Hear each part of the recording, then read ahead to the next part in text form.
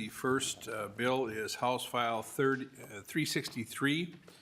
Jacob Bill, if you could join us, please, sir. And it'd be our intent to, I believe the chair of the Legacy Committee has requested that it go over to Legacy Committee. Is there, okay, there's a note. Okay, so I will move for Representative Jacob, House File 363.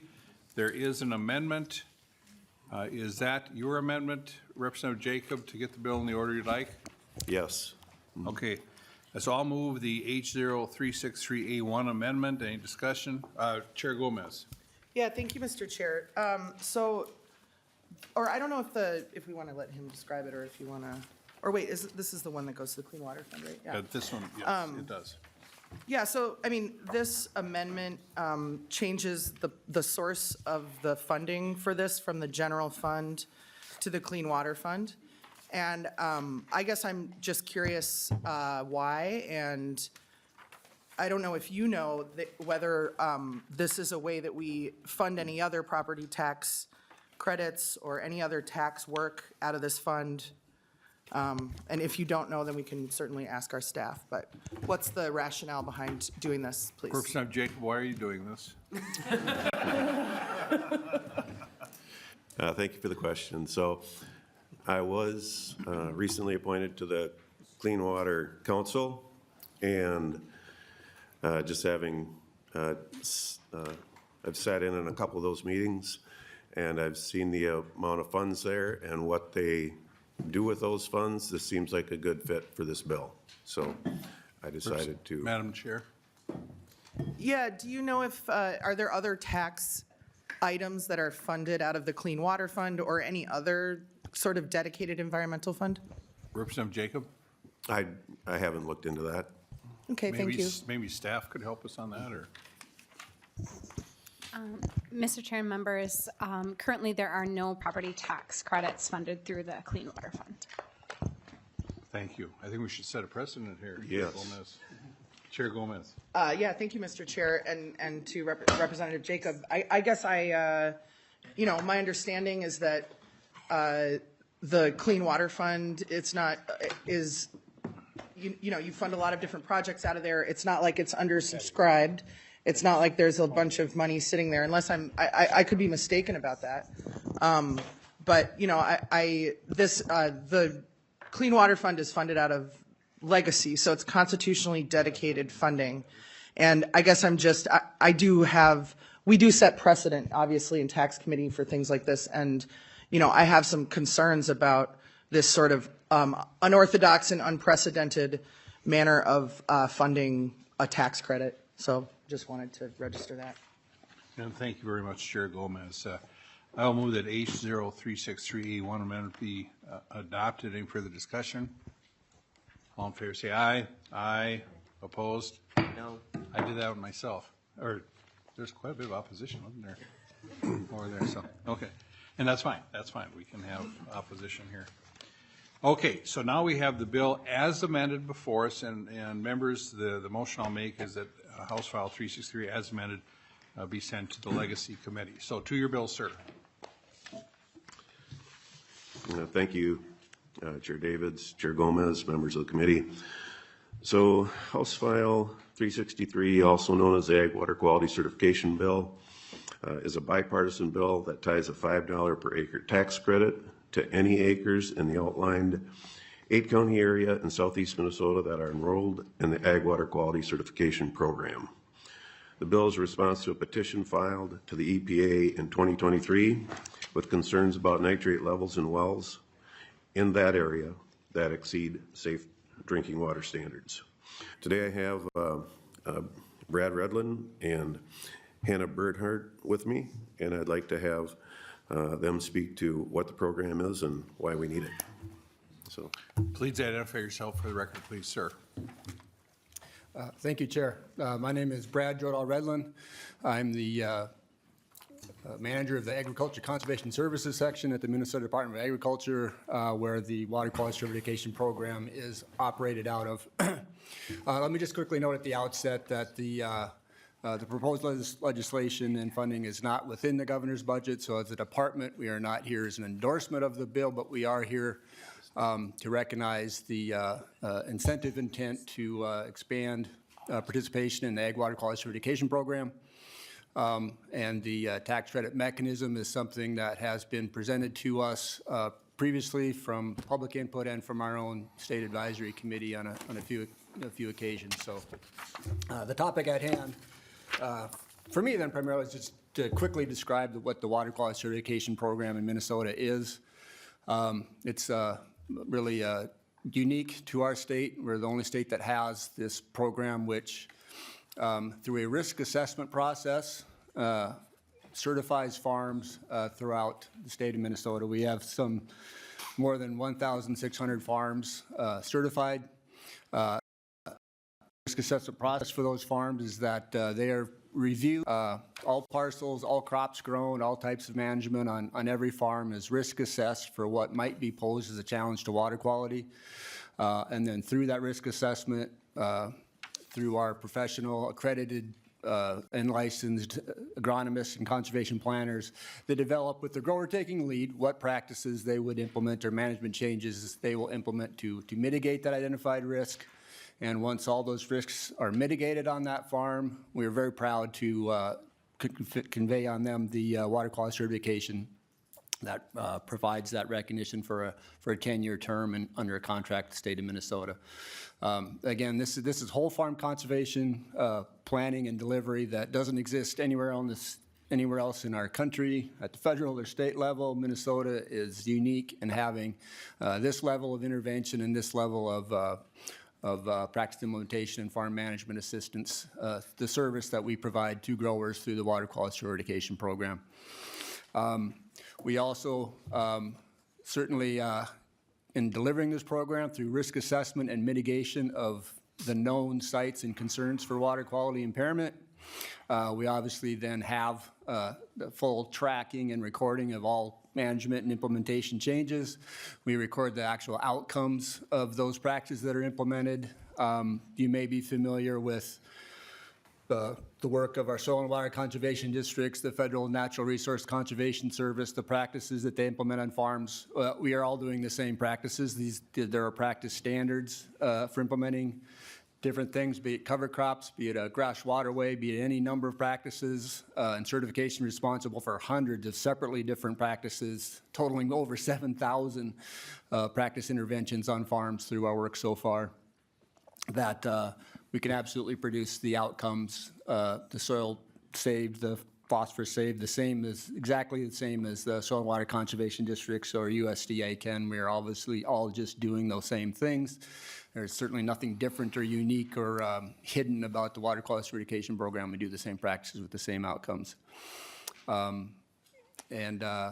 I guess I don't need to go on too long, Representative Chair, but that's my initial overview, but I'm absolutely happy to have further discussion about the work that we do at the department, and our great field staff out there are working with farmers as I sit here today on certifying their farms. Thank you. That's your story, and you're sticking to it. Could I get your name again, sir? I didn't catch your name. Yeah, it's Brad. My last name's actually 2 words, so it'll confuse everybody, but I'll answer anything. The last name is Jordal Redlin.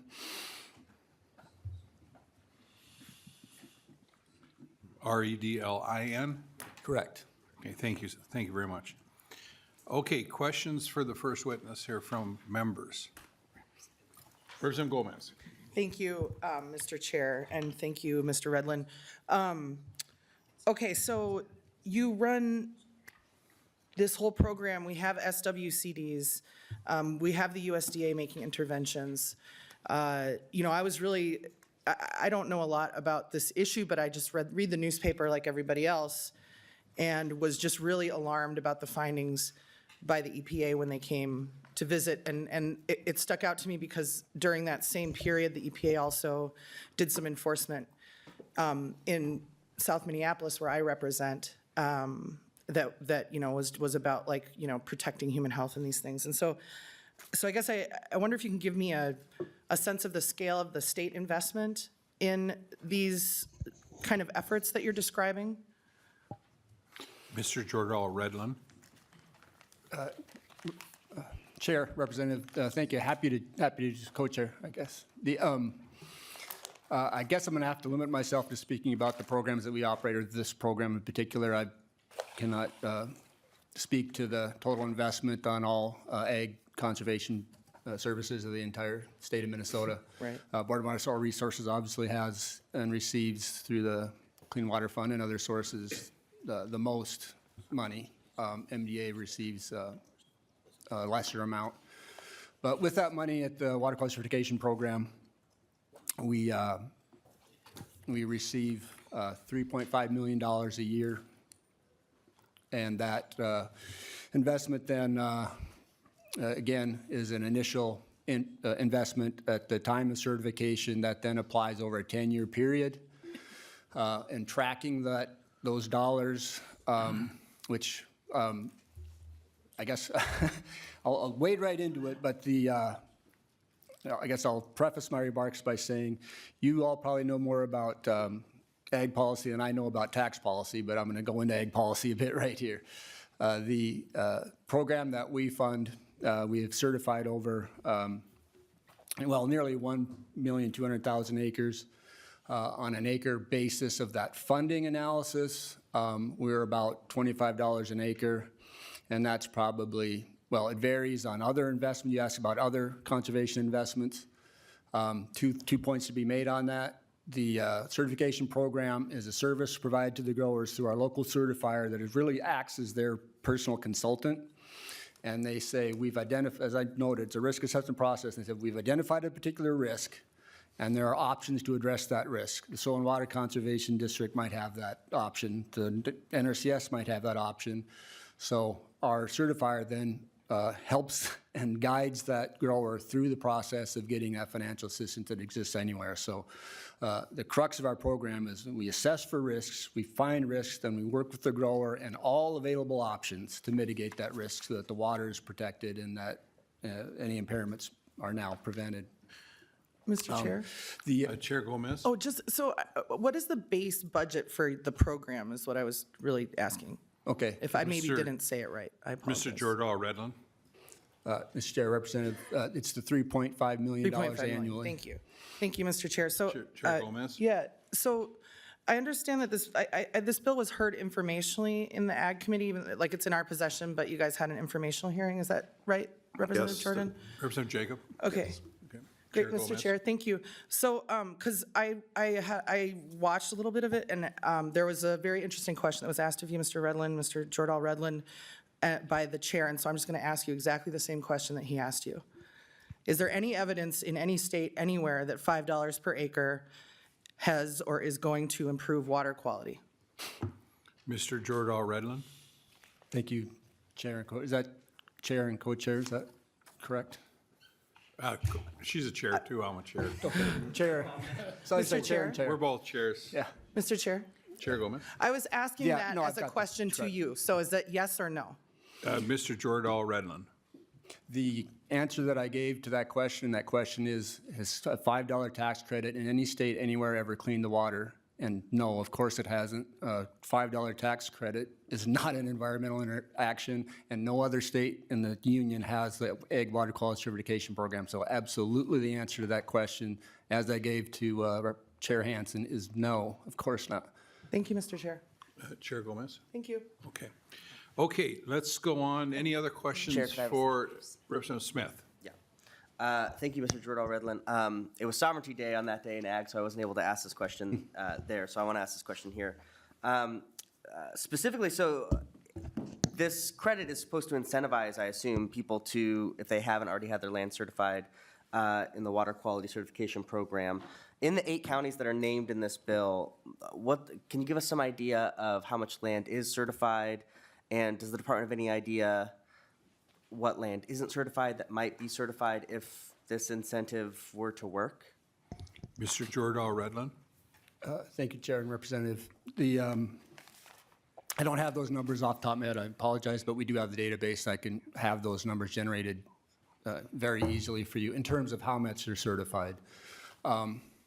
We could also, I guess, through USDA Ag Census and other means, determine how many agricultural production acres are in those 8 counties. and provide that information as well. Is that what you had in mind? Representative Smith? It looks like Rep. Jacob might want to. Or Representative Jacob? Thank you. 220,000 acres is what's certified in the 8-county area currently. And what could be certified? The remainder of the acres. So, Representative Smith? Do you happen to know, like, what percentage is 220,000 acres to the current, I don't know off the top of my head. Do you have any idea? Like, Rep. is that a high percentage of the land? That's what I'm asking, or is there a lot that still needs to be certified? Rep. Jacob? We might need to get back to you on Yeah, that you can one. get back to me with that, that's fine. yeah, 220,000 is a fraction. And it would depend on whether you're talking about all land, DNR land, Tillable land. farmers' land, tillable land. Representative Jacob, what you're talking about is tillable land, Yes, isn't it? uh-huh. Yeah. Okay. Representative Smith? Yeah, and of course, that's my question. We can talk offline on Okay, that. thank you. Any other questions for Mr. Jordahl Redlin? Okay, let's go to the next witness. I believe we have Hunter Peterson, or do we want to go to Lori Cox, or? We got Lori there? We've got Hannah here right now. Oh, Hannah. Well, let's go Hannah, since you're there. Hannah Bernhardt, Minnesota Farmers Union. Please present your testimony. State your name for the record. Thank you, Chair Davids and members of the committee. For the record, my name is Hannah Bernhardt, and on behalf of myself and Minnesota Farmers Union, I'm glad to share support for Representative Jacob's bill to pilot a $5 per acre tax credit for acres enrolled in the Minnesota Ag Water Quality Certification Program. I'd originally planned to join you to testify on Representative Nelson's bill up later in the agenda, but wanted to take the opportunity to voice support for this proposal as well from the perspective of a farmer who participates in this program. I'll share just a couple points about why I think this would be an exciting addition to the program. First, as Brad has mentioned, the Minnesota Ag Water Quality Certification Program is a nation-leading program that enrolled 1 million acres in 2023, and I'm proud of our state for taking the lead on conservation on this issue. In my mind, what's made it effective is that it employs boots-on-the-ground technical service providers to come walk your farm with you, identify risks to water quality, and make a plan to address those risks. And even more importantly, they take a holistic view of your farm. They're working with you to take into account your unique geography and practices and making sure you're doing all you can to promote water quality. It's really rare as a farmer to have that kind of personalized attention from someone who's not just trying to sell you something. In my case, we identified 2 drainage ditches that both my equipment and my cattle were regularly trudging through to access pasture, and so they helped me install 3 culverts and gravel ditch crossings. It took time, money, and engineering skills that I frankly didn't have to make those happen, and I honestly never would have prioritized that work without their eyes on my farm and the cost share assistance available to me through certification. So my second point is that I think it's really important people know that with this technical assistance, there is rigor and accountability. If I didn't implement the required changes, I wouldn't get certified. And that's part of what made me so proud to display my Ag Water Quality Certified Farm sign prominently in my driveway. And the additional endorsements for things like soil health and wildlife have kept me striving to continue improving my farm's impact on the environment. I personally really wanted the wildlife endorsement sign as well, but it's taken some considerable extra work to get it. Third and finally, this program is proposed to be piloted in southeast Minnesota, where it can help farmers continue to improve their practices and protect groundwater where there's a significant geological need. This is because the Department of Agriculture has shared that certified farms show a significant reduction in nitrate loss through the adoption of conservation practices. As farmers, we're always trying to improve, but farming margins are thin. So incentives like this tax credit are needed to help farmers invest in something they currently can't justify in their bottom line. And while I don't live in the southeast part of the state, so I would not be receiving a tax credit as it's written, I'm glad to see us pilot an initiative to help encourage more farms to participate in the program and demonstrate its efficacy to the rest of the state. And I would hope that eventually the tax credit could be available to everyone. So thank you for the opportunity to share my perspective as a water quality certified farm, and I hope this proposal earns your support. Thank you. Any questions for Ms. Bernhardt? Thank you. Okay, thank you for your testimony. Let's go to Lori Cox.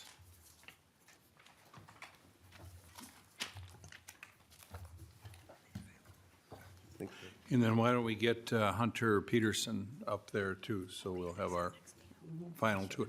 Is there anyone else wish to testify for this bill or with concerns from the audience? Okay, very good.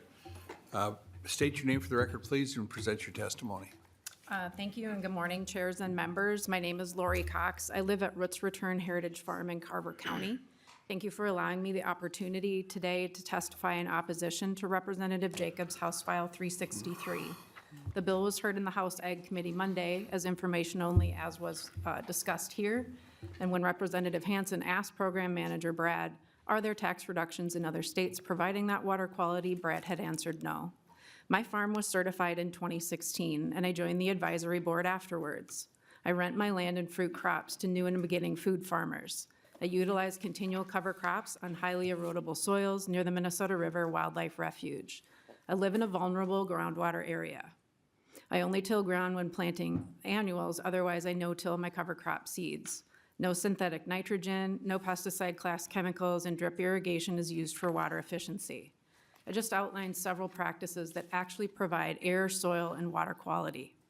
The taxes I pay on 2 ag parcels enjoy the lowest tax burden in our state, along with the additional tax deferment programs.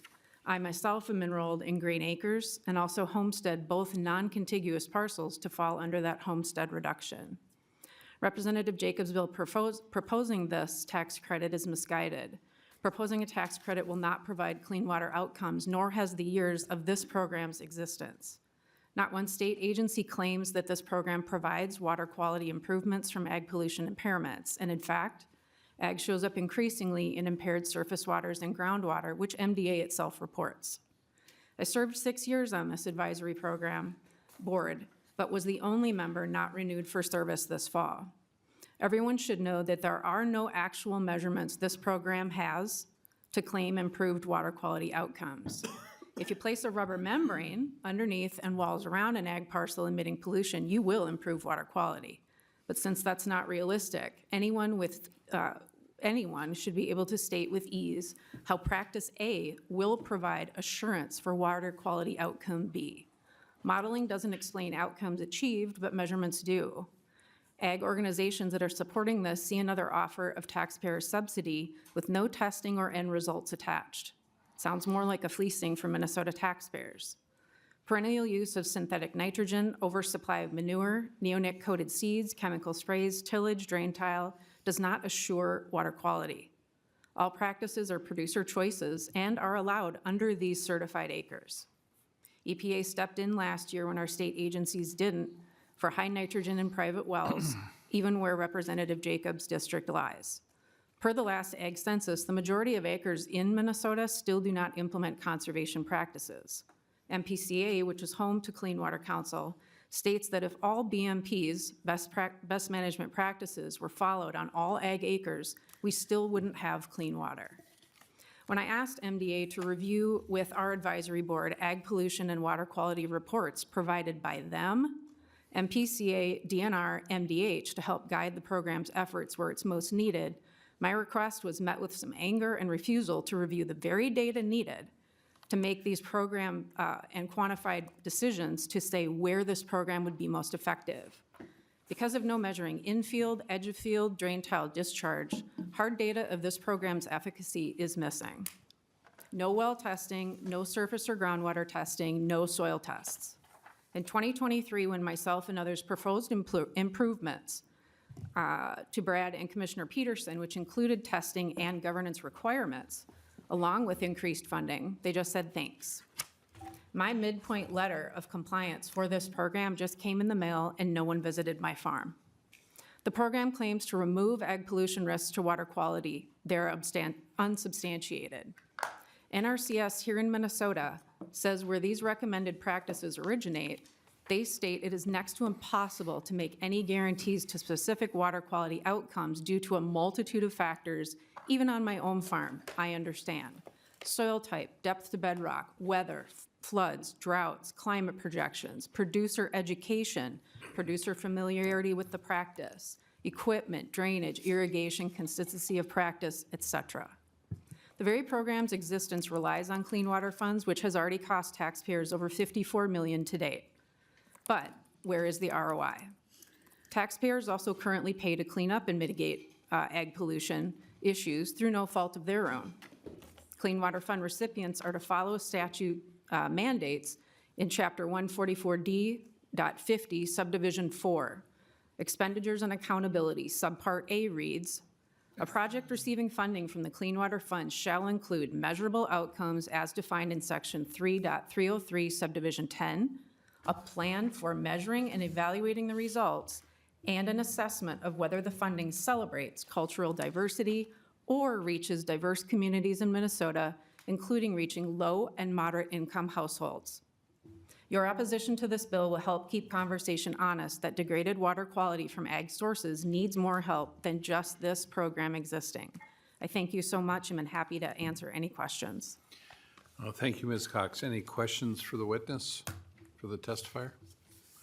Thank you very much. We'll now go to Hunter Peterson, Minnesota Farm Bureau. Please state your name and who you represent for the record, please. Thank you, Mr. Chair. For the record, my name is Hunter Peterson. I serve as the Public Policy Specialist at Minnesota Farm Bureau Federation. On behalf of our 31,000 family, farm, and ranch members, appreciate the opportunity to share our support for House File 363. Our organization supports tax incentives for farmers that enroll in the Agricultural Water Quality Certification Program. Minnesota's Ag Water Quality Cert Program has been a successful voluntary initiative that recognizes and rewards farmers for implementing conservation practices that protect our state's water resources. Since its inception, this program has provided a pathway for farmers to demonstrate their commitment to environmental stewardship while maintaining a productive and profitable operation.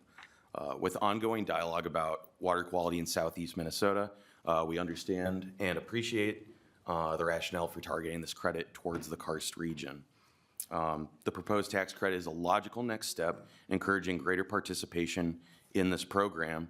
And while farmers are certainly committed to conservation, the expenses associated with adopting certain conservation practices are often too big of a barrier for farmers to overcome on their own. To that end, this credit would help farmers who wish to further adopt conservation practices or become ag water quality certified achieve those goals. This initiative is a practical approach to supporting agriculture and environmental stewardship simultaneously, and it recognizes the voluntary efforts of farmers while reinforcing our state's commitment to protecting our soil and water. So thank you, Mr. Chair, for the opportunity to express our support for House File 363. Any questions for Hunter Peterson from members? Okay, I'd like to go back just a little bit to Hannah Bernhardt. Is she still here? Oh, you can stay right there. My question is this. It says, I just want to get this right, Medicine Creek Farm, Minnesota Farmers Union. Were you testifying on behalf of the Farmers Union, or are you a Farmers Union member like I am? Oh, both. Oh, cool. I've learned over the years, if you have the Farm Bureau and the Farmers Union on the same page, you just might want to get out of the way. Just a thought. Just that's what I do. I'll just speak for myself. Not that members have to do anything like that. So anyone else from the audience wish to testify? Questions from members for the author, Representative Jacob? Oh, Chair Gomez. Yeah, thank you, Mr. Chair. So I appreciated that testimony from Ms. Cox. And she surfaced a lot of issues, I think, in her testimony that really deserve a response. What we do as policymakers is we identify an issue we're trying to address and then make interventions to address that issue. I think, what we learned from the EPA's visit last year is that whatever interventions it is that we're making have not helped us address this really profound and large issue. And so what is the return on investment? What's the answer kind of to those questions and those issues that Ms. Cox surfaced? Oh, thank you for the question. So at the end of the day, all we can do is all we can do. This program, Ag Water Quality Certification Program, implements every best management program that the government is aware of and certifies that the farmers are implementing them. So coincidentally, when the petition was brought to the EPA about the high nitrates in southeast Minnesota, I tried to think of, well, how could we solve the issue? So I went to Tom Peterson, and I know he has not, MDA is not endorsing this particular bill, but I said, what about this ag water quality certification program? It implements everything we need to do to protect the water. And he said, well, let me send you over some language on a bill. So MDA had already been on this page and had already been down this road. So I'm simply really just bringing forward a solution that the Department of Ag had previously thought of. And to your statement, Representative Chair Gomez, that there's no proof that $5 per acre will solve the problem. I don't think there's any proof that $5 an acre would not help either. It's an incentive to implement every best management practice that we're aware of.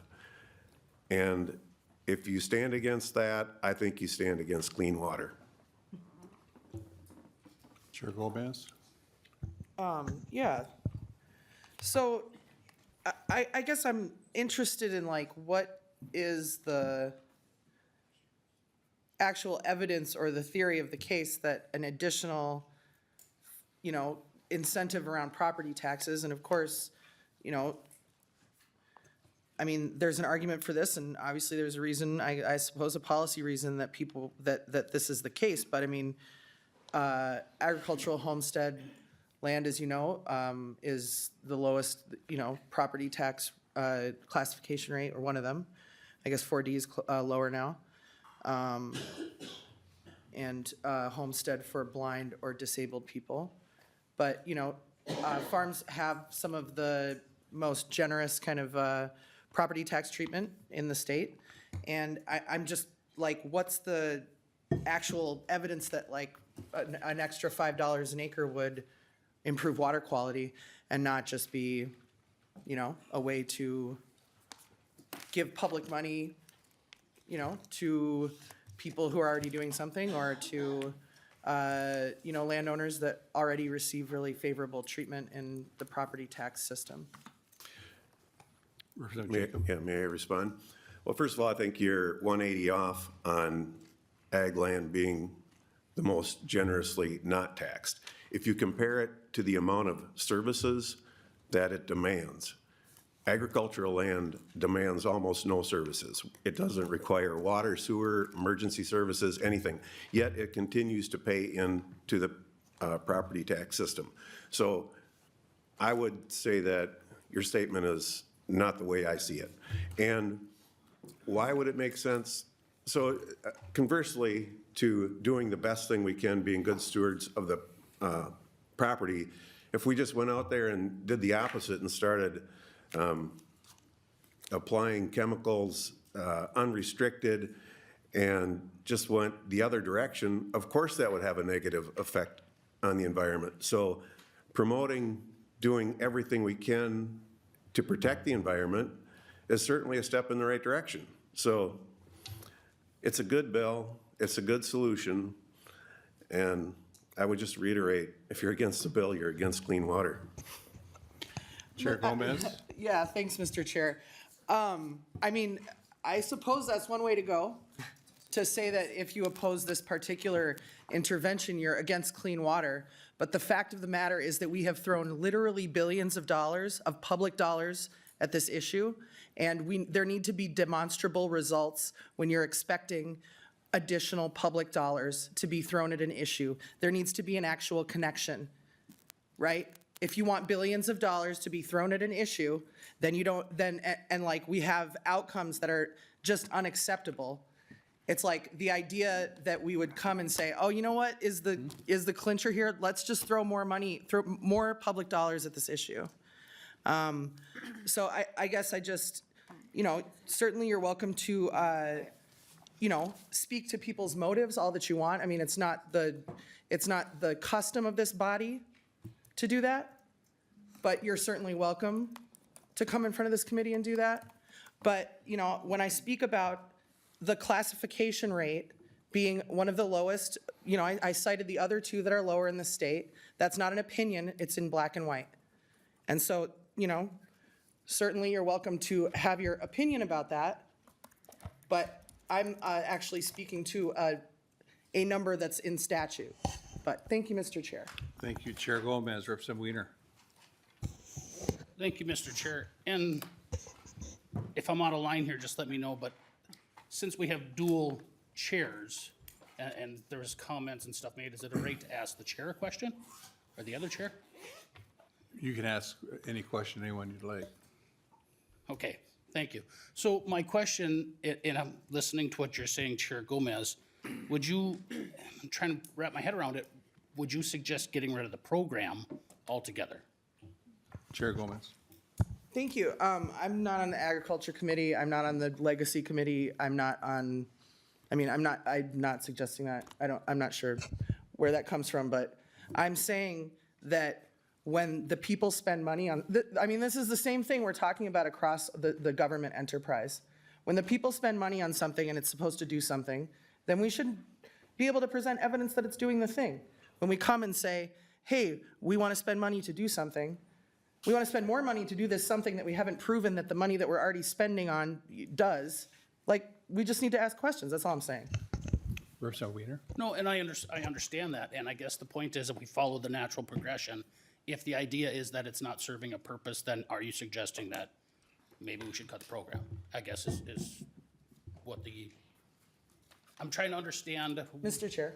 Your Chair Gomez. I'm not suggesting anything of the sort. I'm saying that we have somebody here who has been really, from what I understood from that testimony, really involved actually in sort of the process and in the oversight of this program, and just surfaced questions that, we have we're the tax committee, but if we are being asked to spend additional dollars, I'll just say that, some issues were surfaced that to my thinking haven't really been addressed. So the answer to your question is no, I'm not suggesting that we, undo any program that is held, that's happening in Legacy, that's happening out of the Clean Water Fund. What I am suggesting is that as with the other investments that we make out of the state budget, that we be able to demonstrate that they do the things we say they're going to do. That's what I'm suggesting. Representative Weiner. No, and actually, thank you, Mr. Chairs. And if we have programs that aren't successful, I really think we should be looking at them. If they're not working, if they're not doing what they're supposed to, and if that was the route you're going down, I would actually be in favor of discussing it more. Because this program, if I recall correctly, was set up by Mark Dayton, and Bill Sack was the head of AEG at that time, I think. And if it has not met the criteria, and that's kind of where I was trying to figure out where you're going with this, if it has not done what it's supposed to do, should it be looked at and should it be cut? So that's kind of the premise. I was not trying to be accusatory by any means, just trying to follow your thought process. But, and I do think there is times when we have had programs that are not effective, and could the money be used elsewhere better? I think those are discussions that should take place, so. Nobody's ever tried to follow my thought process. Representative Weiner, I don't know. Okay. We're going to wrap it up here, and we're going to take a vote on, let's go real quick then. Chair Joachim, and then Smith, then we're going to go to a vote. Thank you, Mr. Chair, and I will be quick, and I just want to, I'm sorry that I came in late. I did read all this stuff last night, and actually I was here when Dayton did put some of these programs into place, and I remember that because I was sitting at one of my first State of the States with, and he announced the program about clean water, and only one side of the aisle stood up. And my husband was like, who wouldn't clap for clean water? But I know the farmers do care about that, and I know you guys are all in a tough position right now with some of the cuts from the federal government coming down. And you have always been good stewards of the land because you need things, you need it to grow things. But it gets complicated as we keep layering on different programs more and more to figure out how to make this work. And Chair Gomez is right, we have to make sure that we're actually seeing results. As the Education Finance Chair, I want to also thank the Tax Committee for doing the Ag to School credit. It's $80 million a year so that you don't have to pay for the bonding on your whole property, just your house, an acre and the garage. So there is a lot of stuff that we do for property tax is when it comes to our agricultural land. But I hope we could be in this together about clean water, and it's hard sometimes when something's so important and you think you're all on the same page, and then you have to incentivize folks to do the right thing.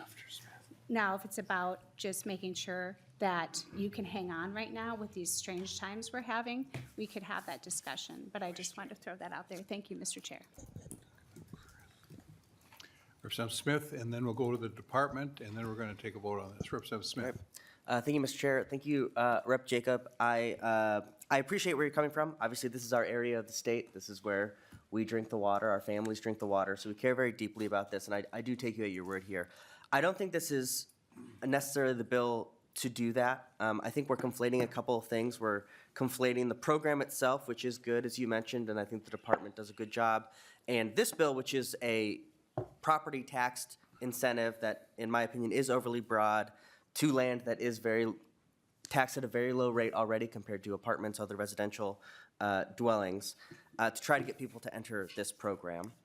And you yourself are the chief author on other bills that I think does this better, is towards this goal better. House File 821, which is MDA's funding to help with private wells, nitrate reduction, reverse osmosis, those sort of things. House File 452, which is the bill to give from the Clean Water Fund grants to be sub-granted out to other counties through Olmsted County's Soil and Water Conservation Districts, which I think is a great bill as well. And if we fund things like this, those other bills have less funding, even specifically from the same fund, the Clean Water Fund. So I appreciate the intent behind this bill, but I don't think this is quite the way to achieve that. So thank you for coming before the committee, but I am a no on this. Okay, thank you. I guess we have one more. If it could be quick, Representative Schwartz. And then we're going to the department, and then we're voting, unless somebody else wants to talk. Just a quick statement. Thank you for bringing this bill to hearing today. I support this bill. This bill, investing in water quality reduces long-term costs associated with pollution, drinking, and water treatment, and environmental damage. The state already supports similar programs that aligns with Minnesota environmental goals. So I think this bill will be great for greater Minnesota, so thank you. Okay, thank you. Would the department like to make comments? Okay, let's go to the author, wrap it up. Yeah, I would like to have Mr. Very Redland. quickly. We spent an hour on this thing already, and we got 4 more bills, so. Mr. Chair, thank you. I'm sorry to make this go any longer, but just a couple points is that the reporting cited for clean water funding is obviously something we do entirely every time. It's the Board of Water and Soil Resources that has those outcome assessment requirements and water quality, clean water funded programs, and every practice we implement, we report equally as much as any other agency or any other implementation that's ever occurred in the state. In fact, we have more data than anyone else does because we have the 10-year commitment and the GIS maps and tracking of all those outcomes. For instance, we report this on a weekly basis. 169,860 tons of soil saved per year. Sediment was reduced 57,000 tons per year. We have a 45% reduction in nitrogen loss. We've had 73,323 pounds of phosphorus prevented every year, and now we are in our 12th year. So those numbers you start multiplying by by 10.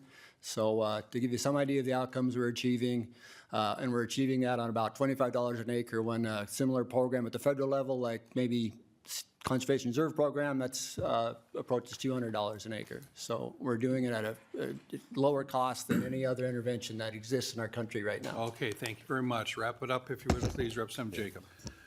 The bill is just simply a very genuine attempt to put every pest management practice on the ground to solve the nitrate issue that's been brought forward by the petition to the EPA. So I'd appreciate your support. It's a very good bill. Thank you. Thank you, Representative Jacob. So I'll renew my motion that House File 363 as amended be recommended to pass to the Legacy Committee. All in favor say aye. Aye. Aye. Opposed say no. No. Motion prevails. Thank you to Representative Jacob and all the witnesses and the good discussion.